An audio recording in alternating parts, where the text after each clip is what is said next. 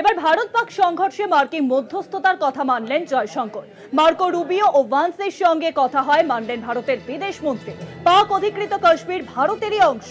জোরের সঙ্গে জানান জয়শঙ্কর, পাক অধিকৃত কাশ্মীর নিয়েই আলোচনা হবে, জানান বিদেশ মন্ত্রী এস জয়শঙ্কর। আর এই বিষয়ে বিস্তারিত আলোচনা করব। নিউজরুমে এখন সঙ্গে রয়েছেন আমাদের পলিটিক্যাল এডিটর আশিস চট্টোপাধ্যায়। আশিস দা, তাহলে কি এবার বিদেশ মন্ত্রী এস জয়শঙ্কর কার্যত স্বীকার করে নিলেন যে মার্কিন প্রেসিডেন্ট ডোনাল্ড ট্রাম্প বারংবার যে দাবি করে এসেছেন যে ভারত পাক যুদ্ধ তার মধ্যস্থতাতেই মিটেছে বলে, সেটি কি এবার বিদেশ মন্ত্রী জয়শঙ্কর স্বীকার করে নিলেন? দেখো, মধ্যস্থতাতে মিটেছে একথা জয়শঙ্কর বলেননি, কিন্তু একটা মধ্যস্থতার চেষ্টা হয়েছে সেইটা জয়শঙ্করের কথায় আজকে স্পষ্ট হলো।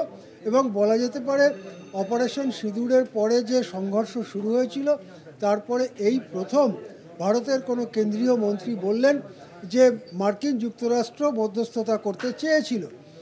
জয়শঙ্কর বলেছেন যে মার্কিন ভাইস প্রেসিডেন্ট জেডি ভান্স এবং secretary of state Marco Rubio তারা আমাদের সঙ্গেও কথা বলেন, পাকিস্তানের সঙ্গেও কথা বলেন। তাদেরকে আমরা জানিয়েছিলাম পাকিস্তান যদি গোলাবর্ষণ বন্ধ করতে চায় তবে তার টাইমিংটা আমাদের জানাতে হবে। অর্থাৎ পাকিস্তান এবং ভারতের মধ্যে একটা মধ্যস্থতার চেষ্টা যে মার্কিন যুক্তরাষ্ট্র করেছিল সেটা জয়শঙ্করের কথায় পরিষ্কার হলো। কিন্তু তার কারণেই যে সংঘর্ষ বিরতি হয়েছে এইটা জয়শঙ্কর বলেননি। সুতরাং মধ্যস্থতার চেষ্টা হয়েছে, সেই মধ্যস্থতার চেষ্টা সফল হয়েছে এটা জয়শঙ্করের কথার থেকে বোঝা যাচ্ছে না।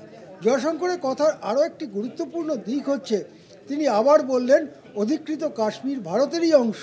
সুতরাং অধিকৃত কাশ্মীর ছেড়ে পাকিস্তান কখন চলে যাবে সেই ব্যাপার নিয়েই পাকিস্তানের সঙ্গে কথা হতে পারে। সুতরাং পাকিস্তানের সঙ্গে আগামী দিনে যদি কথাবার্তা হয় তাহলে তার কী রূপরেখা হতে পারে সেটাও কিন্তু জানিয়ে দিলেন ভারতের বিদেশ মন্ত্রী। অনেক ধন্যবাদ আশিস দা। জয়শঙ্কর স্পষ্টত জানিয়ে দিলেন পাকিস্তান এবং পাক অধিকৃত কাশ্মীর নিয়ে শুধুমাত্র পাকিস্তানের সঙ্গে কথা হবে। ভারত পাক সংঘর্ষে মার্কিন প্রেসিডেন্ট ডোনাল্ড ট্রাম্প যে সংঘর্ষের যে মধ্যস্থতা করার চেষ্টা করেছিলেন সেই মধ্যস্থতা করা হয়েছিল বলে স্বীকার করে নিলেন ভারতের বিদেশ মন্ত্রী এস জয়শঙ্কর।